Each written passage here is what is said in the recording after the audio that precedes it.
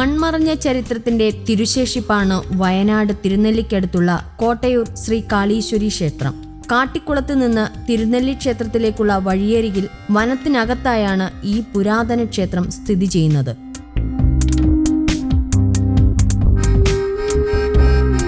കല്ലമ്പലങ്ങൾ എന്ന് വിളിക്കപ്പെടുന്ന വയനാട്ടിലെ ജൈന ക്ഷേത്രങ്ങളുടെ നിർമ്മാണ ശൈലിയിലാണ് ഈ ക്ഷേത്രവും നിർമ്മിച്ചിട്ടുള്ളത്.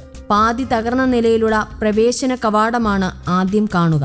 കൊത്തുപണികൾ ചെയ്ത കരിങ്കൽ പാളികളും തൂണുകളും കൊണ്ടാണ് കവാടം നിർമ്മിച്ചിരിക്കുന്നത്. കൈകൂപ്പി സ്വാഗതം ചെയ്യുന്ന 2 മനുഷ്യരെ കൊത്തിവെച്ച കരിങ്കൽ തൂണുകൾക്കുള്ളിലൂടെ അകത്തേക്ക് കടന്നാൽ വലതുവശത്തായി വടക്കും കിഴക്കും ദർശനമുള്ള 2 ശ്രീകോവിലുകൾ കാണാം. കരിങ്കൽ പാളികളിൽ തന്നെയാണ് നിർമ്മാണവും.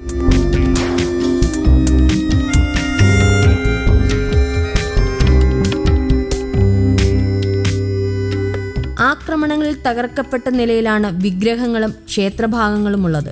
കയ്യിൽ വില്ലുമായി നിൽക്കുന്ന രൂപത്തിൽ കരിങ്കലിൽ കൊത്തിയെടുത്ത വിഗ്രഹങ്ങളാണ് ക്ഷേത്രത്തിൽ ഇപ്പോഴുള്ളത്.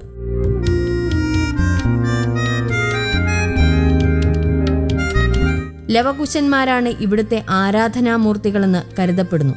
അശ്വമേധത്തിനായി രാമനയച്ച യാഗാശ്വത്തെ പുത്രന്മാരായ ലവകുശന്മാർ പിടിച്ചുകെട്ടിയ ഇടമാണിതെന്ന് വിശ്വസിക്കപ്പെടുന്നതിനാൽ കുതിരക്കോട് എന്നുകൂടി ഈ സ്ഥലം അറിയപ്പെടുന്നു. കല്ലമ്പലങ്ങളുടെ തെക്ക് ഭാഗത്തായി ഒരു തറയും അവിടെ കുത്തി നിർത്തിയ ശൂലങ്ങളിൽ നിറയെ കരിവളകളും കാണാം. പ്രാർത്ഥനാ സാഫല്യത്തിന്റെ അടയാളങ്ങളാവാം ആ കരിവളകൾ.